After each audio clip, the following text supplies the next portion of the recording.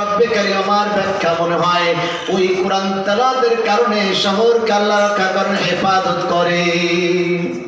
ঢাকা শহরে ভূমিকম্প হয়, ওই মানে ভূমিকম্প অন্য অন্য রাষ্ট্রেও হয়, ওই মানে ভেঙে চুরে চুরমার হয়ে যায়। ঢাকার শহর তেমন ক্ষতি হয় না। এটা আমার আর একটা ব্যাখ্যা মনে হয় এটা আল্লাহর কোরআনের কারণে, কোরআনের বাদৌলতে।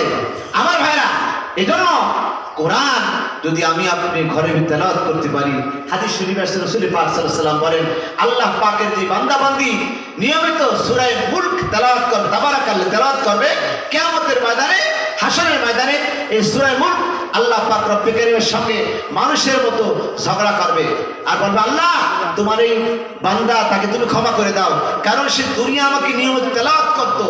আল্লাহ পাক রব্বে কারীম যখন কথা শুনতে চাইবে না, তখন সূরা মুলক বলবে, আল্লাহ আমি কি তোমার কোরআনে একটি সূরা ছিলাম না?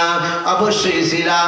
আমি যদি তোমার কোরআনের সূরা থেকে মাওলা এই তোমার বান্দা বান্দি যে আমাকে নিয়মিত তেলাওয়াত করতো তাকে ক্ষমা করে জান্নাত দাও, অন্যথায় আমি তোমার কোরআনের একটি সূরা এটাই তুমি অস্বীকার করো।